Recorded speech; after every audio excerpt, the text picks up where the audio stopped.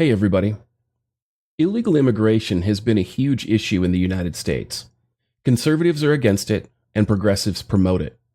While the progressive argument is that illegals, by and large, become contributing members of American society, is that truly the case?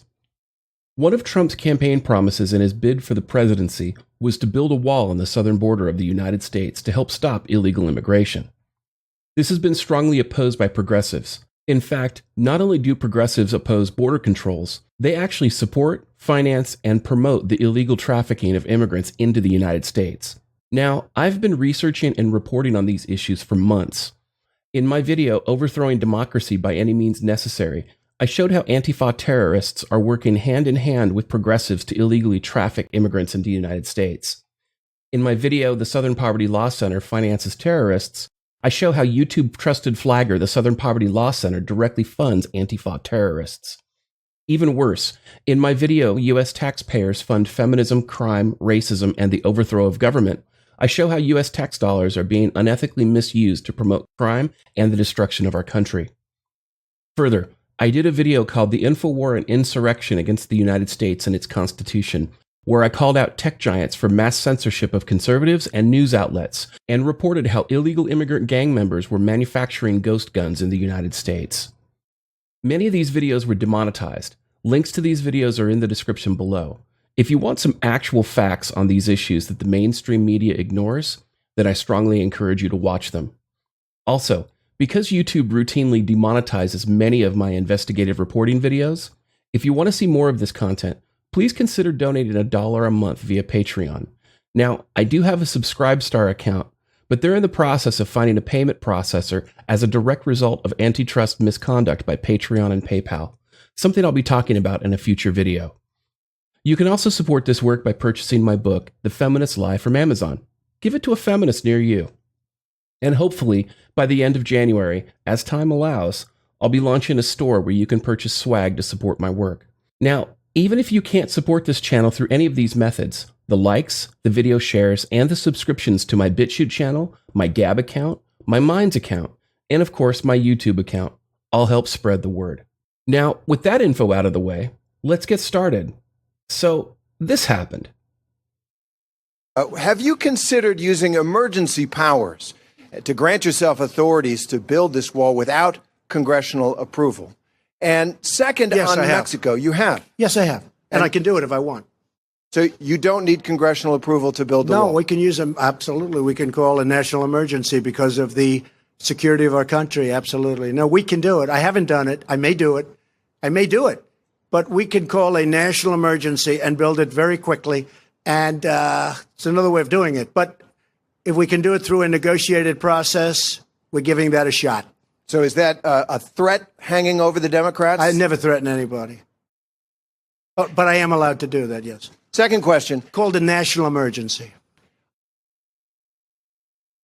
So, does the law actually back Trump on this? And really, the short answer is yes.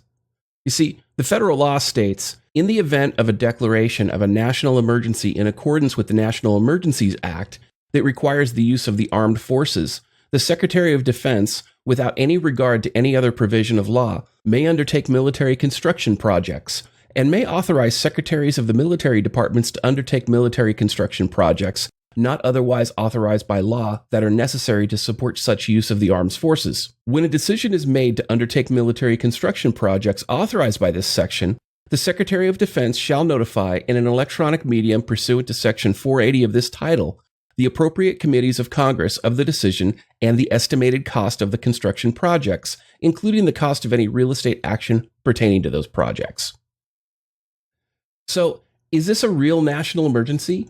Or is this Trump just bluffing and playing politics?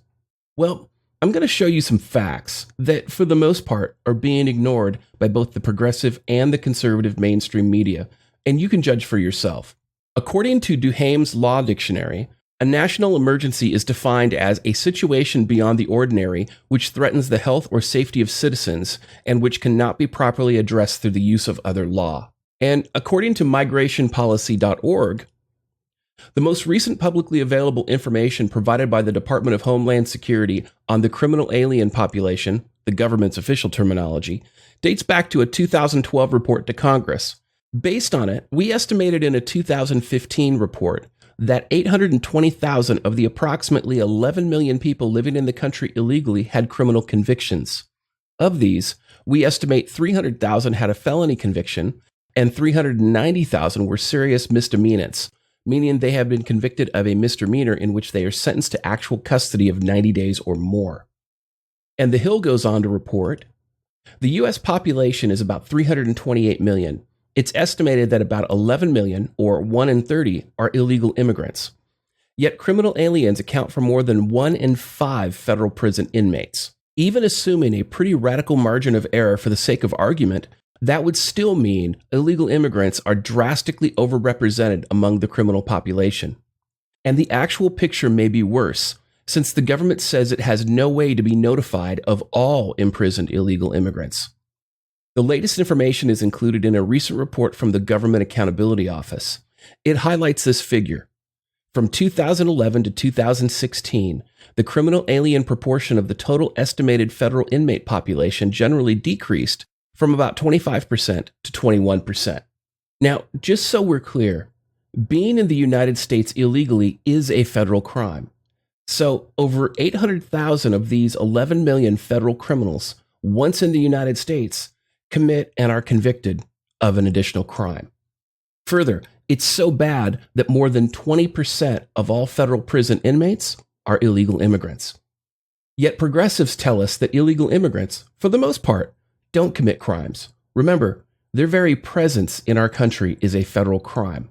Now, let's shift gears and discuss the price Americans pay for illegal immigration that next to no one is talking about.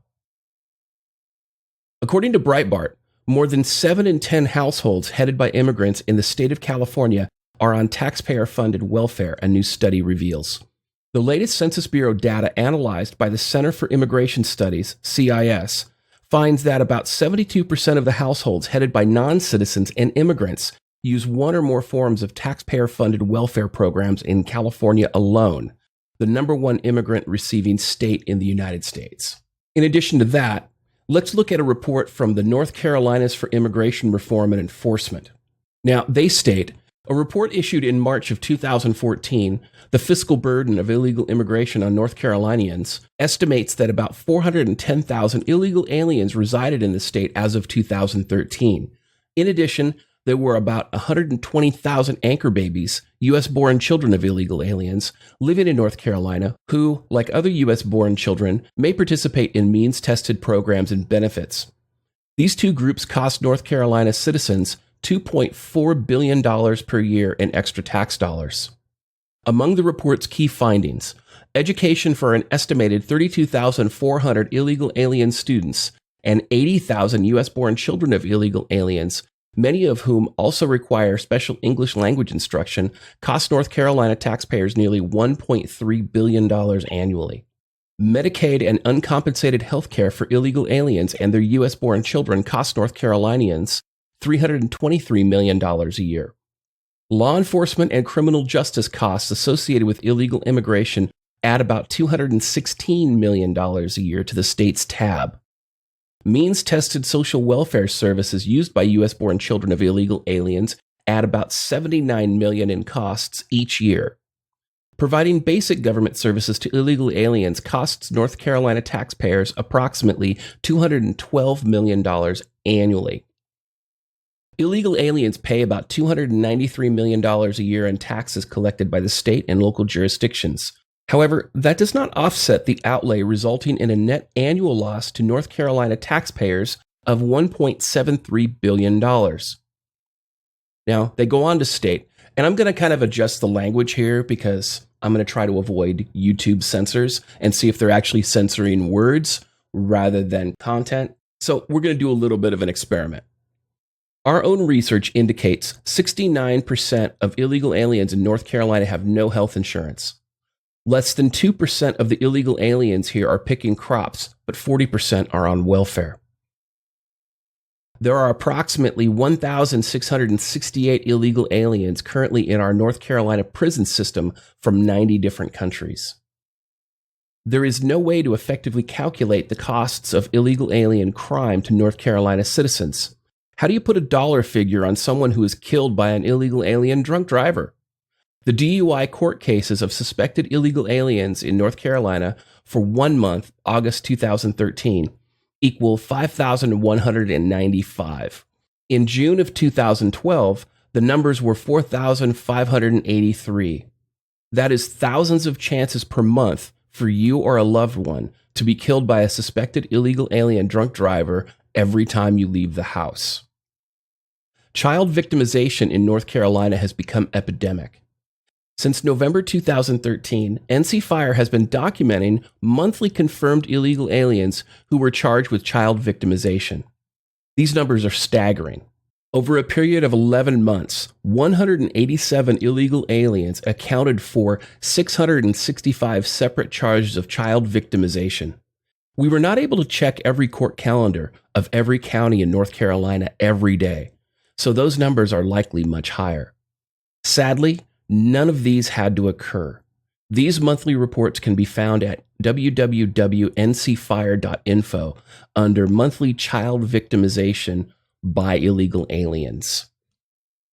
Child victimization cases in Durham, a self-proclaimed sanctuary city, were up 40% in 2013. Remember, these are just the costs of illegal immigration in North Carolina. Now, let's look at the state-by-state costs of illegal immigration across the country. Remember, North Carolina pays about $2.4 billion tax dollars a year. So here are the state-by-state costs of illegal immigration. Now, these are state costs, not federal costs. As you can see on the right-hand side, North Carolina is at $2.4 billion, okay? Florida is at $6.3 billion. Georgia is at $2.5 billion.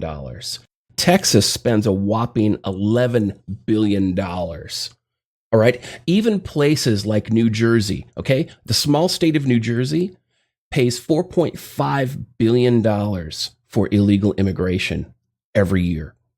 Washington State pays $2 billion every year. Oregon pays $1.2 billion every year. And California pays $23 billion every year in taxpayer dollars for illegal immigrants. Okay? This is insane. The reality is, if you add all these numbers up together, according to the Federation for American Immigration Reform, that is over $88 billion every year. Now, when you add to that the $45 billion the United States government pays, the total cost in taxpayer dollars for our entire country is $134 billion. Now, this is offset by tax contributions from illegal aliens, because in total, they actually pay $18 billion every year in taxes. However, let's look at what the total impact is. According to the Federation for Immigration Reform, the total national cost for illegal immigration is $116 billion every year. Now, let's shift gears again. We're going to talk about the Supremacy Clause of the United States Constitution. The Supremacy Clause of the United States Constitution establishes that the Constitution, federal laws made pursuant to it, and treaties made under its authority constitute the supreme law of the land. It provides that state courts are bound by the supreme law. In case of conflict between federal and state law, the federal law must be applied. Even state constitutions are subordinate to federal law. So what does this mean, and why is it relevant? Well, it means that any college, organization, city, county, or state that promotes illegal immigration sanctuary policies and refuses to work with the federal government is in violation of not only federal law, but the United States Constitution. Put another way, sanctuary policy laws are not only illegal under federal law, they're unconstitutional. Sanctuary policies are a direct attack on our country's integrity and our Constitution on which it stands. Sanctuary policies by themselves aid and abet federal crime, which is also a federal crime. This alone is enough for Trump to declare a national emergency. Then, when you consider that progressives and the Antifa terrorists who work with them are helping illegally traffic criminals into our country in an effort to overthrow it, declaring a national emergency just seems like a logical common sense choice. Unfortunately, in my opinion, it may likely drive mentally unstable progressives towards civil war. I'm DDJ, and this is your dose of misandry today.